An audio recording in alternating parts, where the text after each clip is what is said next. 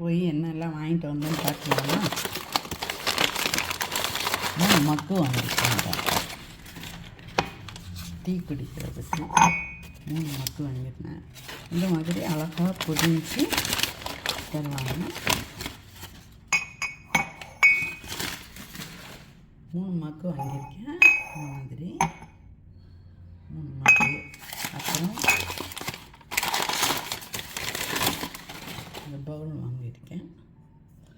இது 5 dirhams தான், ஆஃபரில் கிடச்சிது.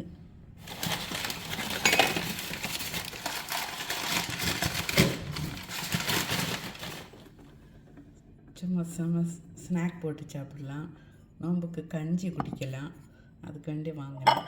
2 தான் வாங்கினேன். அப்புறம் வேறு என்ன வாங்கினேன் பார்க்கலாமா? ஒரு கயர், கொடி கட்ட ஒரு கயர் வாங்கினேன். அப்புறம் 300 ml கண்டெய்னர் 3 எண்ணெய் வாங்கினேன், ஏர்டைட் கண்டெய்னர். இது 3 dirhams தான். அவ்வளோதான் வாங்கினேன். கொஞ்சம் ப்ரஷ் வாங்கியிருக்கேன். ஒரு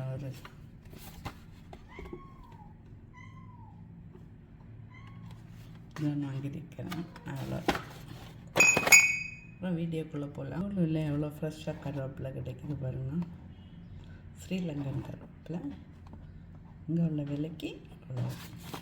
ரொம்ப நாள் இந்த கவர்லேயே வச்சுருந்தா ரொம்ப நாளைக்கு வச்சு யூஸ் பண்ணலாம். பச்சை பயிரை வச்சு தான் ரைஸ் செய்ய போகிறோம், சோறு செய்ய போகிறோம். அதுக்கு பச்சை பயிரை நைட்டே ஊற வச்ச பிறகு இந்த மாதிரி கொஞ்சம் முளை கட்டி இருந்தது. அதை எடுத்து அதில் கொஞ்சம் அவிச்சு வச்சாச்சு. இது சோறு வைக்கிறதுக்கு வச்சுருக்கேன். வாங்க பார்க்கலாம் எப்படி சோறு செய்யலான்னு. நல்ல சத்தான ஹை ப்ரோட்டீன் ரிச்சான ஒரு சாப்பாடு. எந்த குழம்பும் வைக்காண்டாம், ஈஸியாக லஞ்ச் பாக்ஸும் கொடுத்துடலாம், வீட்லேயும் நம்மளும் சாப்பிடலாம். வாங்க பார்க்கலாம். ஒரே குக்கரில் 2 வேலையும் முடியும். தேங்காய் எண்ணெய் ஊற்றிக்கிடுவோம். குளிரனாலே வராது. சும்மா தின்னக்கூடாது போ.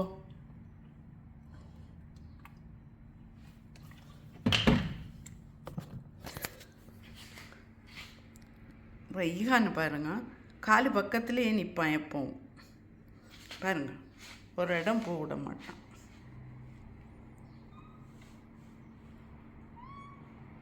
எப்பவும் ஏதாவது கேட்டுகிட்டே இருப்பான். என்ன வர்றதுக்கு கொஞ்சம் பாடுதான். கொஞ்சம் தாராளமாகவே ஊற்றிக்கிடுங்க. நீங்கள் கொஞ்சம் தேங்காய் எண்ணெயும் கொஞ்சம் கீயும் போட்டுக்கிடலாம், நெய்யும் போட்டுக்கிடலாம். நான் பார்த்தீங்கன்னா தேங்காயோடு தான் அதை நான் அழகாட்டு இந்த சைடெல்லாம் கொஞ்சம் இது பண்ணி நார்லாம் எடுத்துகிட்டு வச்சுருக்கேன். அதில் சின்ன சின்ன ட்ரை இன்க்ரீடியன்ட்ஸ் போட்டு நான் யூஸ் பண்ணுவேன். கல்லையும் அதில் வச்சுருக்கேன். மறந்துட்டேன். இந்த கப்பு 17 ரூபா, ஆனால் ஆஃபரில் எனக்கு 14 ரூபாய்க்கு கிடச்சிது. கடுகு போடலாம். அளவுக்கு கருவேப்பிலை கழுவி பொடியாக வெட்டி எடுத்துகிட்டு வரேன்.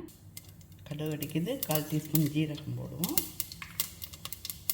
ஒரு சின்ன துண்டு பட்டை, உங்களுக்கு விருப்பம் ஆனால் போட்டால் போதும். 2 பல் பூண்டும் ஒரு சின்ன துண்டு இஞ்சி.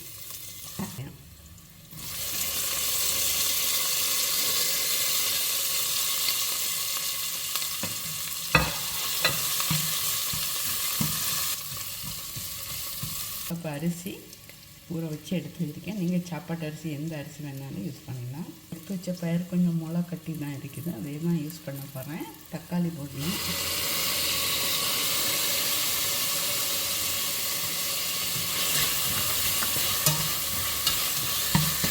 இந்த கருவேப்பிலை போடலாம். கறி லீஃப் அது கொஞ்சம் கூட குறைய நீங்களே போட்டுக்கிடுங்க.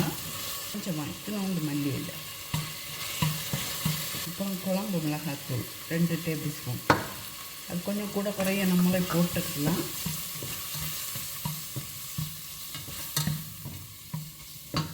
அப்புறம் நம்ம அந்த அரிசியும் பயிரும் போட்டுட்டேன். வீடியோவில் விட்டுட்டேன் காட்டுறதுக்கு. போட்டாச்சு.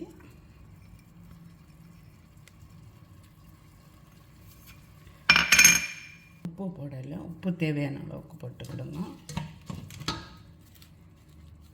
கொஞ்சமாக பெருங்காயம்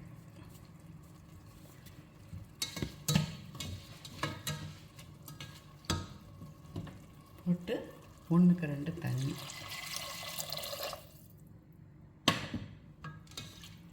அவ்வளோதான். உப்பு செக் பண்ணி குக்கரில் 2 to 3 விசில் உங்கள் அரிசிக்கு தகுந்த மாதிரி விசில் போட்டு எடுத்துக்கிடும். பாக்ஸ் ஓப்பன் பண்ணிவிட்டு இந்த மாதிரி மூடி இருக்குது. இதில் நம்ம கொஞ்சமாக வெங்காயம் எடுத்தோம், மிச்சம் வந்துட்டுது, தக்காளி வந்துட்டுது, போட்டு வைக்கலாம். இருக்க மாதிரி கொஞ்சம் வெங்காயம் மீதி வந்துட்டுது, அதையும் போட்டு வைக்கலாம். இந்த மாதிரி தனித்தனி பாக்ஸில் போட்டு வைக்கலாம். கண்ணா இப்படியும் போட்டு வச்சிடலாம். மூடி ஃப்ரிட்ஜில் வச்சிடலாம், ஈஸியாக இருக்கும். கொஞ்சமாக கருவேப்பிலை, மல்லி இலை நறுக்குனது எல்லாமே போட்டு வைக்கலாம். ரிலீஸ் ஆகிடுச்சு, பார்க்கலாமா?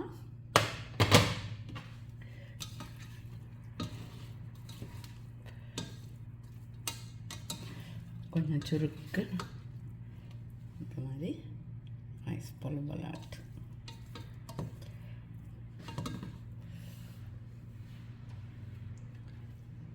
கொஞ்சமாக மல்லி இலை மாதத்துக்கு, அப்புறம் கொஞ்சமாக தேங்காய் எண்ணெய் ஒரு 1/2 டீஸ்பூன் 1 டீஸ்பூன் மாதிரி ஊற்றிக்கிடுங்க, உங்கள் விருப்பத்துக்கு ஏற்ற மாதிரி. தேங்காய் எண்ணெயில் தான் செய்திருக்கேன், அதனால் நல்லா சத்தானதும் கூட. ட்ரை பண்ணிவிட்டு ஷேர் பண்ணுங்கள். Have a good day to all. நம்ம இன்ஸ்டாகிராம்லேயும் ஃபேஸ்புக்லேயும் ஃபாலோ பண்ணுங்கள்.